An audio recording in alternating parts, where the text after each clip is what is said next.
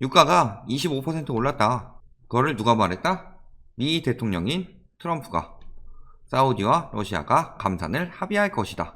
이 얘기가 나오면서부터 유가가 25% 올랐죠. 자, 그래서 얘기하는 거는 CNBC에 나와서 대통령과 빈 살만 왕세자가 1000만에서 1500만 배럴 감산 합의를 발표할 것으로 예상한다. 합의가 됐다는 얘기는 아직 없고 그냥 통화해 봤더니 이 정도로 예상한다. 이렇게 얘기하는 거죠. 트위터에도 이렇게 올렸죠. 오일가스 되게 좋은 뉴스다. 이런 얘기 하죠. 그래서 대통령이 사우디 왕세자랑 통화를 했는데 이 사람이 이렇게 할 거다라고 얘기했다는 식으로 말하고 있죠. 그래서 국제 유가가 급등했다. 자, 그래서 얼마나 급등했나 보면요. 25%는 최상을 얘기한 거죠. 일단 미국의 호재니까 가장 큰 호재를 받는 서부 텍사스유가 25달러대를 다시 찾았다. 25%가량 오르면서. 그리고 영국 브렌트유도 굉장히 많이 올랐죠. 5달러 정도 오르면서 21% 정도 올랐다. 나머지 두 개보다 조금 비싼 가격 유지하던 두바이유 역시 3.7달러 정도 오르면서 16.5% 정도 올랐다. 굉장히 많이 올랐죠. 자, 근데 여기서 저희가 생각해 볼 것이 있죠. 국가적인 사안에 대해서도 이분은 럼프 형은 은근히 거짓말을 하시는 분이다. 예를 들어 오바마 정부 당시 한 해에 중국 무역 수지 적자만 5천억 달러를 기록했다. 이때가 최대였다. 라고 했는데 확인해 보니까 무역 적자 최대는 언제였다? 3,810억 달러. 보니까 누가 통계를 재봤더니 통계에 따라서 뭐 6번 했다는 데도 있고 여러 군데 있는데 13번 했다는 데까지 나오죠. 취임 후 12,000번. 셧다운 돌입한 이후 빈도가 높아졌다. 그죠?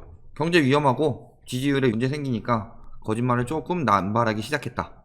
그렇죠? 최근에 질병 문제 같은 경우도 치료제가 아직 아니에요. 이거 관절염 뭐 이런 쪽인데 효과가 있다 이런 이야기들이 나돌아서 그거에 대해서 연구 중인데 치료제 승인됐다 라는 말을 얼마 전에 했었죠. 이거 역시 경제 살리려고 한 말이죠. 하지만 그런 건 굉장히 일시적인 효과가 나올 뿐이고 좀 속어 섞자면은 구라를 다반사로 달고 다닌다. 그러니까 이번 것도 100% 믿진 못하겠다 라는 거죠. 자, 언제 이런 뉴스가 뜨면서 한번 유가가 급등했나? 10% 정도 급반등한 적이 있었죠. 이때 감산 협상을 재개할 가능성이다 이런 식으로 이야기하는데 당시에 뭐냐? 러시아 장관이 문은 닫히지 않았다. 뭐 이런 취지로 말 한마디 남긴 거 가지고 감산 협상 재개할 가능성이 부각되었으므로 오를 거다 라고 얘기해서 유가 10% 뛰고 그때 주가도 꽤 많이 뛰었었죠. 근데 실제 그런 일이 일어났었나요? 그런 일은 일어나지 않았습니다. 그죠? 그러다 보니까 이때 10% 가까이 올랐다가 우하향으로 가고 있더라. 그러니까 이번 것도 일단 오피셜이 아니라 아직 카더라인데 카더라임에도 불구하고 사람들이 넘어가서 가격이 올라가기 시작한 거다. 그러니까 이게 정말 이게 오피셜이 된다면은 어느 정도 베팅한 금액에 비해서 좀 더 많이 벌 수 있겠지만 반대로 이게 오피셜에서 카더라에서 끝나고 결국은 일어나지 않더라 하면은 큰 손해를 볼 수도 있는 위험한 상황이다. 이 얘기죠. 자, 그러면 왜 이런 얘기를 하냐? 문제는 셰일 산업 때문이죠. 얼마나 흔들렸냐? 벌써 시총이 오늘 기사예요.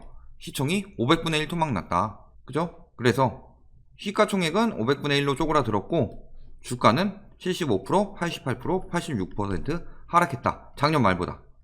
3달 만이죠. 3달 만. 아직 4월은 뭐 거의 안 했으니까. 그래서 이만큼 떨어지는 동안 셰일 기업은 작살났다. 왜?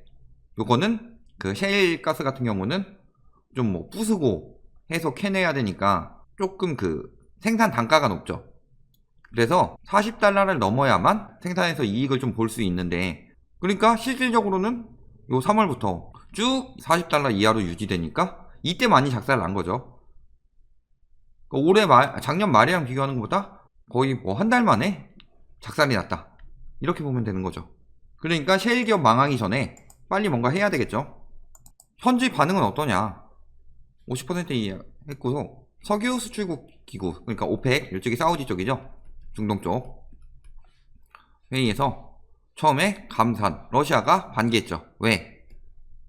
러시아는 왜 지금 기름 비싸게 팔면 좋은데 조금씩 해다가 아껴뒀다 나중에 팔면 좋은데 왜 감산 안 하냐? 노린 건 셰일 업체죠. 얘들이 자꾸 그 슬금슬금 저기 원유 시장, 석유 시장을 잠식하니까 마음에 안 들죠. 그래서 박살내고 싶은 거죠. 그러니까 40달러 이후에 떨어졌을 때 사우디에서 감산하자 그랬더니 러시아가 싫어 그런 거죠. 셰일 박살낼 때까지 기다렸다가 그때에도 늦지 않는다 이거죠. 그랬을 때 일단 소집했는데 당시에는 소집해서 어떻게 했었죠? 사우디의 결정은 증산이죠. 러시아의 결정도 증산이었죠. 감산 어차피 안 할 거면은 차라리 많이 팔자, 박리담회 하자 이런 느낌으로 증산을 때려버렸죠. 그리고 사우디도 생각해보면은 사실 기회가 왔으니까 자기네들이 총대 메고서 미국이랑 적을 돌리면서 증산하기 좀 그랬는데 러시아가 증산하겠다, 총대 대신 매주겠다 하니까 그러면 이번 기회에 망가뜨려 보자 라는 마음으로 뭘 한 거죠? 같이 증산한 거죠. 그러면서 핑계는 러시아한테 넘기는 거죠. 러시아가 증산하니까 우리도 저기 먹고 살려면 증산할 수밖에 없다 라는 핑계로 같이 증산한 거죠. 그렇게 보시면 될 것 같아요. 그래서 유가가 작살이 났다. 자, 그래서 여기서 지금 하는 얘기는 2라운드에서 지금 하는 얘기가 미국하고 캐나다부터 먼저 감산해라. 그러면 우리도 감산하겠다. 이런 얘기가 나왔거든요. 또 우리 기대를 저버리지 않는 럼프 형은 미국은 안 한다. 너네만 해라. 우리는 너네가 감산해서 가격 올리면은 우리는 많이 팔아서 우리는 감산하지 않고 팔아서 돈 벌겠다. 약간 이런 거죠. 그러니까 사우디 보고 원유를 줄이라고 해놓고 막상 나는 안 줄여. 응하지 않겠다. 라고 밝혔죠. 되겠어요? 하루 최대 1,500만 배럴이면은 이게 10에서 15% 수준인데 그렇죠? 15% 줄이는 거 너네가 줄여라. 너네가 조금 팔아라. 나는 팔아먹겠다. 굉장한 마인드죠. 이분 참 대단한 것 같죠? 그러니까 아까 얘기했듯이 미국, 캐나다가 감산하면 우리도 감산하겠다. 약간 이런 느낌이었는데 여기서 안 한다고 하니까 조금 협상이 또 결렬될 가능성이 높아졌다. 이렇게 보이는 거죠. 자, 그래서 내용 보면은 감산이 어려운 이유. 럼프 형이 오펙이 고유가를 만든다 라고 얘기해서 반독점법을 적용하는 방안을 검토하겠다 라고 기사에 나왔는데 근데 본인들이 감산하라고 그러잖아요. 독점하도록. 자기가 할 명분이 첫 번째는 떨어졌다. 두 번째, 각각 통화했다. 트럼프가 무함마드랑 푸틴이랑 통화를 했는데 일단 가장 중요한 건 요 둘이 통화해가지고 협의를 보는 거죠. 근데 아직 둘이 대화했다는 이야기는 나오지 않고 있다. 그러니까 아직 뭐 결정난 건 없죠. 그리고 그 이야기 나왔던 1,000만에서 1,500만 배럴 이게 10에서 15%죠. 하루 1억 배럴이니까. 그런데 요거를 둘이서 감당하는 게 아니라 사실은 미국이나 뭐 캐나다 이런 나라들이 같이 200~300만 배럴씩 줄여서 동참을 해야 되는데 아까 뭐라 그랬죠? 트럼프 형이 너네가 감산하고 올린 값으로 나는 팔겠다. 약간 이런 느낌이었죠. 가뜩이나 우리가 좀 더 하겠다 해도 합의 이끌어내기 힘든 상황에서 결렬시키려는 듯한 말을 했죠. 그러니까 받아들일 가능성이 굉장히 낮아졌죠. 거기다가 문제는 쿠웨이트가 유정을 새롭게 발견해서 하루에 340만 배럴이 생산되더라. 오히려 증산될 가능성도 늘어났다. 쿠웨이트 때문에. 자, 여기다 또 4월 같은 경우 이게 1,500만 배럴이라는 말이 왜 나왔냐면은 사실 저는 그 사우디 왕세자가 1,500만 배럴이라 했다는 기사를 못 봤거든요, 오늘. 근데 1,500만 배럴이란 말이 왜 나왔냐면은 이게 3월에 수요가 줄어든. 그러니까 3월에 1,500만 배럴 줄었으니까 1,500만 배럴 그 감산해서 수요에 맞춰서 가면은 가격이 오를 것이다. 이런 식으로 이야기를 한 것 같아요. 근데 4월에는 2,200만 배럴이더라. 그러니까 여기서 뭐 1,500만 배럴 감산한다고 하더라도 340만 배럴 더해지죠. 2,200만 배럴 줄었죠. 그러니까 1,000만 배럴 이상 남죠. 그러면은 유가가 오를까요? 아니면 떨어질까요? 자, 그리고 감산이 안 된다면 2분기에 저장되어야 할 양이 총 25억 배럴인데 원유 저장고가 15억 배럴이다. 무슨 뜻이에요? 저장할 수도 없다. 나중에 저장해서 뒤에 파는 것도 안 된다. 버려야 할 판이다. 그렇다면은 가격을 높일까요? 떨어뜨릴까요? 빨리 팔려면. 역시 마찬가지로 가격 올리기가 굉장히 힘들어지겠죠. 결국은 이 많은 이유가 있더라. 럼프형 말이 거짓이 아니더라도 지금 2분기에 25억 배럴이고 15억 배럴이니까 사실은 뭐 만약 감산을 하면은 이거 한 10억 배럴 정도로 줄어들겠죠. 대략적으로. 그러면은 2분기까지는 버티겠다. 3분기에는. 그러니까 거짓말을 많이 해왔던 럼프형이지만 거짓말이 아니다 손 치더라도 여기서부터 이런 이유들로 유가가 오르기는 힘들다. 떨어질 걸 더 걱정해서 더 감산할 합의를 해야 된다. 근데 문제는 우리가 감산합시다 라고 합의하자마자 내일부터 바로 하루 1500만 배럴을 줄일 수 있느냐? 보면 그렇지도 않다. 어때요? 신규 감산 논의할 때는 6개월, 빨라도 2, 3개월은 걸린다. 언제쯤 된다는 거예요? 지금 논의하면? 6월 내지 7월. 그때쯤 되면은 유가 떨어질 만큼 다 떨어졌는데 지금 사는 거 좀 그렇죠. 거기다가 러시아가 좀 합의 안 해줄 가능성이 높은 게 러시아가 정부 예산을 배럴당 20달러에 맞춰서 재조정을 이미 했어요. 정부 예산을. 그러니까 계획을 다 짜놨어. 20달러에다가.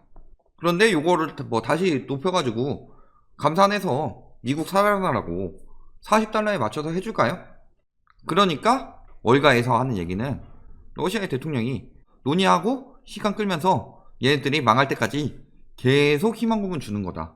그러면은 미국 자체에서도 셰일 기업이 감산하면 살아나겠지 하고서 어떻게든 살려보려고 최대한 예산 퍼붓다가 결국 망하면 미국이 한 100 피해 입을 거 한 150까지 늘리겠다. 희망 고문 계속 하면서. 그럴 가능성이 높겠죠. 근데 지금 럼프 형이 우리는 감산 안 하고 너네만 해라. 유가 올려주게. 이런 말을 할 때가 아니라는 거죠. 반대로 막 러시아한테 뭔가 해주겠다든가 이런 식으로 해서 당근을 줘야 되는데 굉장히 이상한 소리 하고 있는 거죠. 그래서 지금 가능성은 뭐다? 지금 럼프 형은 대선 표 따려고 얼마 안 남았잖아요. 올해 11월이잖아요. 올해 11월 3일 대선이 있으니까 그 전에 어떻게든 경제에 뭔가 해보려고 예를 들어서 뭐 질병 문제라든가 유가 문제에 대해서 하락폭을 조금이라도 막으면은 그나마 좀 낫겠죠. 아 내가 뭔가 하려고 그랬는데 사우디 왕세자랑 통화해가지고 다 얘기해놨는데 아 푸틴이 안 했어. 러시아는 우리나라랑 예전부터 소련 때부터 굉장히 적국이잖아. 이런 얘기 해가면서 표를 얻으려고 쇼를 한 거다. 약간 이 느낌이 강하죠. 자 결론. 그러니까 지금 유가가 오를 거다라고 단정 짓기에는 굉장히 이른 상황이죠. 그런데 저 말 한마디에 뭐가 됐다? ETN, 원유 레버리지 ETN에 묻지마 투기가 들어가기 시작했다. 이쯤 되면은 투기죠. 투기. 투자가 아니라 뭐예요? 37% 비싸다. 지금 배럴당 100달러라면은 137달러에 산다. 이런 느낌이죠. 그랬는데 이렇게 비싸져도 산다. 왜? 더 오를 것 같으니까. 지금 이렇게 떨어졌으니까 60% 떨어졌으니까 한 40% 비싸게 사더라도 20% 남겨 먹을 수 있지 않냐. 이런 생각으로 묻지마 투자가 들어가기 시작한다. 들어갈 때예요 이거. 만약 근데 저게 럼프형의 또 전매특허인 매일이 만우절 같은 그런 트위터 이야기일 수도 있잖아요. 더 떨어지면 여기서 한 10%만 더 떨어지면은 이 사람들은 10% 떨어진 거 손해보지만 이 사람들은 거의 50% 떨어진 손해를 보는 거죠. 큰일 나는 거죠. 이렇게 묻지마 투자한 사람 때문에 그렇게까지 손해는 안 보겠지만 사실은 지금은 살 때보다는 이슈 나왔을 때 팔 때죠. 더 떨어지고 사면 되니까. 자 그래서 오늘은 얼마나 올랐냐? 14% 올랐다. 많이 올랐죠? 초창기에 많이 올랐다가 지금은 좀 상승폭이 줄어든 상황이다. 유가가 올랐는데 한번 올랐었죠. 근데 ETN은 오히려 떨어졌다. 왜? 방금처럼 레버리지가 너무 과열돼서 들어갔기 때문에. 그렇죠. 그러니까 너무 상승폭이 이미 컸다. 예를 들어서 유가는 요만큼 올랐는데 레버리지를 너무 많이 들어가서 여기까지 올랐다. 그러면 요 선에 맞춰야 될 거 아니에요. 그러니까 오히려 떨어질 수가 있다. 이런 위험이 있다는 거죠. 이번엔 좀 많이 올랐으니까 같이 오른 건데 위험하다는 거죠. 지금 저의 결론은 이래요. 이게 아직 오피셜이 없죠. 사우디랑 러시아가 하다못해 합의 테이블에 올랐다. 요 정도까지 나와도 조금 기대해볼만 하죠. 전혀 아무런 얘기 안 할 건데 푸틴이 거기 가가지고 그냥 나는 안 깎을 건데 감산 안 할 건데 그냥 얼굴 한번 보러 왔어 이러진 않을 거잖아요. 그러니까 합의 테이블에 올랐다 이 정도 오피셜만 떠도 유가가 이제 좀 오를 것이다 이렇게 생각할 수 있겠지만, 지금은 이런 오피셜 전혀 없고 그냥 카더라로 사우디도 아니고 러시아도 아니고 럼프 형이 트럼프가 하기로 했대 뭐 이 정도로 얘기한 거잖아요. 그것도 이야기를 보면은 1000만 배럴 1500만 배럴에 대한 이야기는 안 나왔던 것 같은데 본인이 그렇게 기대한다 이거를 거의 확정사실처럼 보도하고 있는 거죠. 왜? 지금 계속 죽어가고 있으니까 증시랑 사람들의 그 유동성이 경직됐죠. 그러니까 이런 기회를 노려서 유동성이 좀 증시나 ETN이나 이쪽으로 좀 들어오길 바라는 거죠.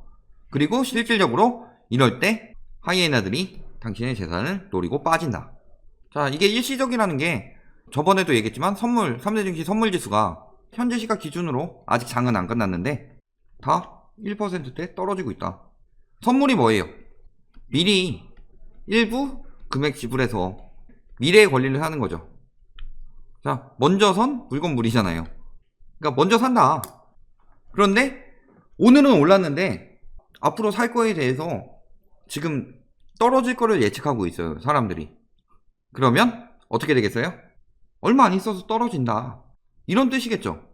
물론 뭐 1%라는 폭이 그렇게까지 크진 않고 그 다음에 그 사이에 매수 심리가 다시 바뀔 수도 있겠지만, 일단 뭐 진짜 1500만 배럴이 됐다 하면은 2% 오를 게 아니라 서킷 브레이커 또 들어갔어야 되죠, 이번에 상승 쪽으로. 근데 그런 거 없고 그 다음에 오히려 떨어질 거를 예측하더라. 지금 주식을 사는 것이 안정적이라고 보이진 않죠. 자, 거기다가 지금 유가가 문제냐. 지금 2주 만에 1000만 명이 실직하고 있더라. 오일쇼크 이후 최악이다. 그런데 미국의 문제가 실직을 하면은 이 사람들이 다시 일을 구하도록 유도를 해야 되는데, 유럽 같은 경우는 이제 뭐 실업수당 형식으로 나가니까 알아보겠죠, 일을. 근데 미국 같은 경우는 어떻게 해요? 그냥 퍼주기죠, 퍼주기.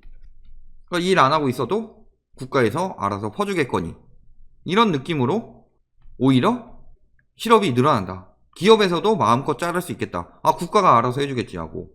특히 뭐 셰일업체, 항공업체 이런데 위험하잖아요. 마음껏 자를 수 있겠다. 국가에서 퍼주는데. 약간 이런 느낌이라서 실업 문제 극복하기 쉽진 않죠. 본격하기 전에 20만 건이었는데 2주 만에 1000만 건. 장난 아니죠. 자, 그래서 결론 뭐예요? 오늘 결론 첫 번째, 주식 사요 말아요.